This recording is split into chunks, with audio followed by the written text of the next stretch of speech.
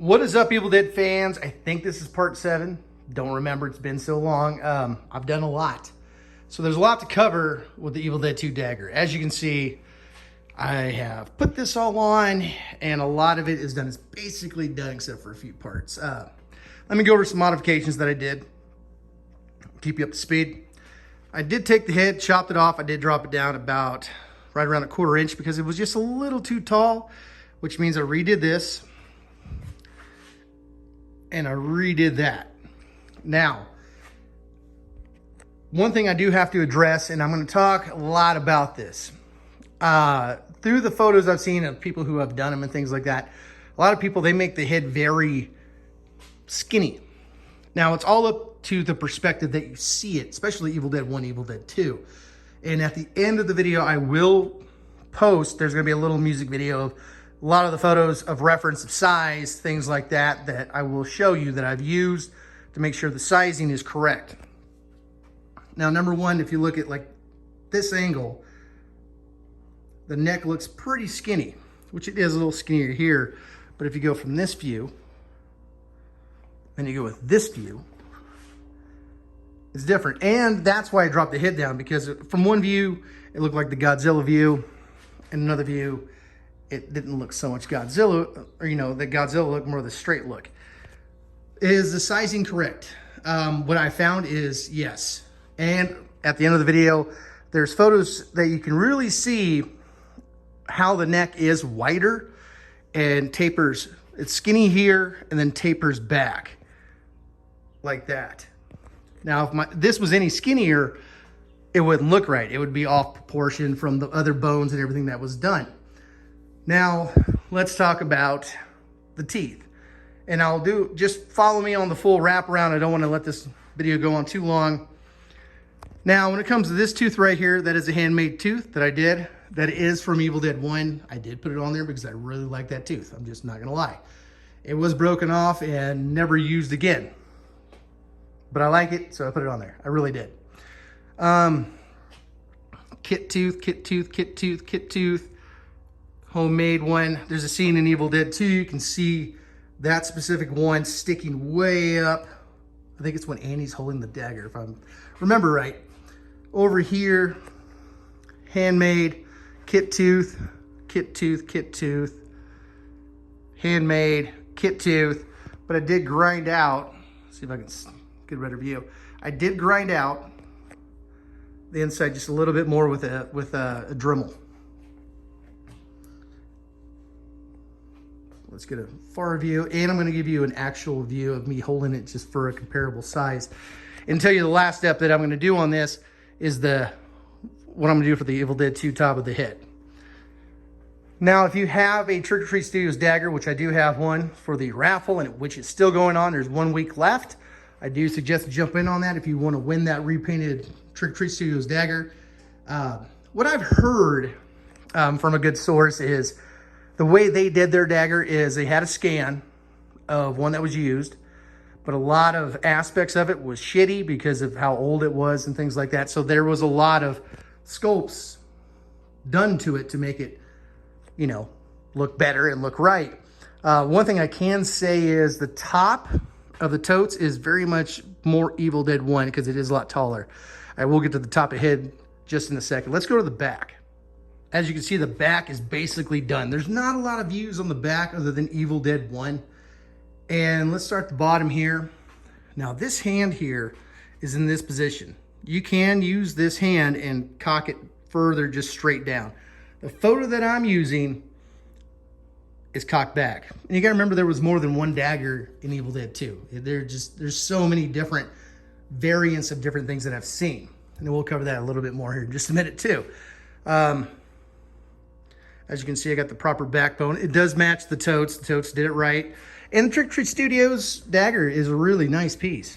Honestly, it really is. I mean, me and Trick or Treat Studios haven't had the best relationship, but they did a nice job with that. They honestly really did. And this bone right here was a hard one to figure out. And Trick or Treat Studios has a different wing bone back there. I have a different one. Mine's a little longer because the dagger Tom has now has a longer bone right here, and it was originally put on there, or part of the molded piece. So I went with that. I'm not saying Trick or Treat Studios is wrong. I just went a different route. And a lot of this stuff has to be repainted. Still working on it. The teeth here, if you have the Trick or Treat Studios, these actually match exactly. These visible head kits is exactly what Totes has on the back of theirs. Same bone right here. I think it comes off of that's a wing piece. This piece right here is a real bone. Now, if that piece on the front right here, if you go with a real one, oh, no, not that one. Yeah, that one or that one. If you go with a real one, you can use the kit one back here or vice versa, because it's basically the same bone. So since I didn't have one left, I had to go with a real bone. Another thing to really talk about is how to do this.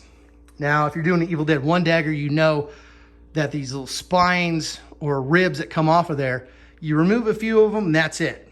Evil Dead 2, they're all gone.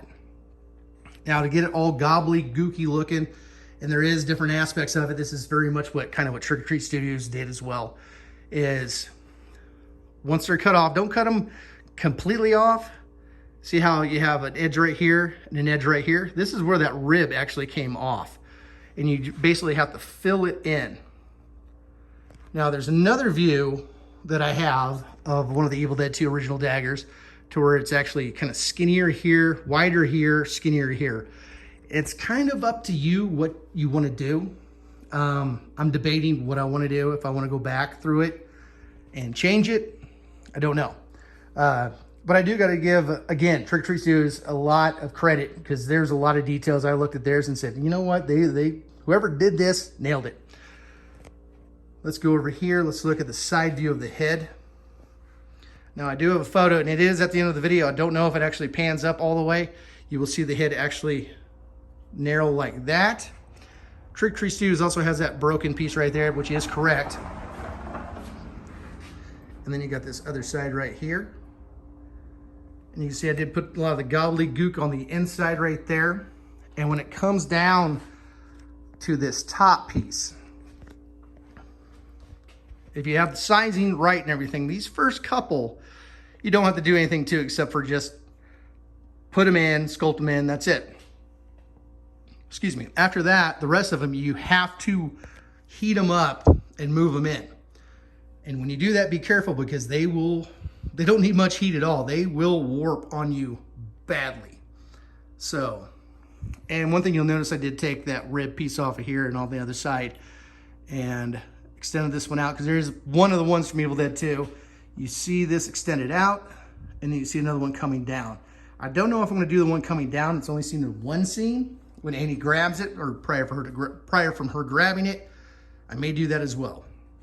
Another thing, this handmade tooth is a little thick. I may grind that down just a little bit with my Dremel. It's kind of up in the air. This one on the photo I have, it's pretty big, so I'm gonna leave that one, but I like the teeth placement that I have now. And let's talk about the top of the head before I let you guys, or before I show you guys how it looks like holding it. Okay, we're back. Now, with everything that's been redone, and a lot of this rib work did come from Evil Dead 1. It didn't change much at all. And rib work was one thing that was never really consecutive, dagger to dagger, whether it was, multiples from Evil Dead 2. It changed because it's just such a small piece. Even the one that you'll see in the photos at the end of the video that Tom has is different. They're just kind of put on there. So, yeah, you'll see the difference. But I really like how this came out so far. I'm really, really liking it. So you can see right here on the top, you can see these are actually heated up and brought in. Okay, with the top of the head. Now, if you do have a Trick or Treat Studios one, like I said, it's very close to Evil Dead 1. And one thing you'll notice, if you do have a Trick or Treat Studios, if you don't, what they have is they have this piece from the kit right there, or closer to the back. Now, and then two kind of bones on the side here. Evil Dead 2 has a few different looks. They have the one where Annie's picking it up. This is open. This is actually, stop right here. There's some gobbledygook right here. Looks like bones. You have the stunt look that you see on Tom's nowadays where you have the two bones coming out here and then something through the middle with the ribcage gone. But there's another look on Evil Dead 2 that you will see if you look really close in the photos. At the end of this video, you will see that look. Now, what I'm going to do, and since Evil Dead 1 is more of a higher top of the head, I'm going to grind this down. And I don't know if this is a popular look or not. I really haven't seen it. But I'm going to cut those little edges off of this front bone. And this will come out just a little bit, and it will slope down and connect to the head. And on the sides, you will have those other two bones. You only see that on Evil Dead 2. There's a couple scenes when it's on the table, when they're looking at the lost pages. Also, when Jake is stabbed, you'll see that as well. So, at the end of the video, like I said, definitely check out the neck size just to say, hey, it's not straight. It actually tapers back like this. And the Trick Treat Studios one does taper back too. And like I said, it's a really nice piece. But I just, you know, I want to just get a little bit closer with the Evil Dead 2 and the sizing and everything, because everything works with the bones here. I think that's always the big misconception. Start with the head, work with this later, when at the same time it kind of gets fucked up in the process. So let's get to me holding it and showing you what it looks like in hand. All right, here it is right here in hand. Compared to the Trick Treat Studios one, it is about that much thicker, and the head on the Trick Treat Studios one is a little bit thinner, but like I said, I wanted to get just that proper handmade Tom Sullivan look that I remember. So let's go with the views here. And you will see at the end of the video in a photo of Tom Sullivan, the first one's of him actually holding it. You will see how big that head is actually on that one. And it was when he was on set too. And here's me holding it. See the length. See the size right there. And you can draw back like Annie. When you see that photo of Annie holding it, you will see that tapered back neck look, just like that. You will see that. So I really dig it, really like this piece. It's, I don't know, it's just cool. I really like it, it's cool. And I'm not done fully painting it yet, just because dust gets everywhere when I'm grinding stuff off of it, changing things and modifying things or making it better. So with that being said, guys, remember, the raffle is still going on. If you don't know about the raffle for the Trick Treat Studios Repainted Dagger, watch the video before this. And yeah, stay tuned for some of the reference photos that I've used. Some are the one Tom has now. Some are when he was building it. One's actually from Evil Dead 1 when he's building the Evil Dead 1 dagger. And a couple, I think 3 or 4 or 5 maybe from Evil Dead 2. So with that being said, guys, until next time, stay groovy.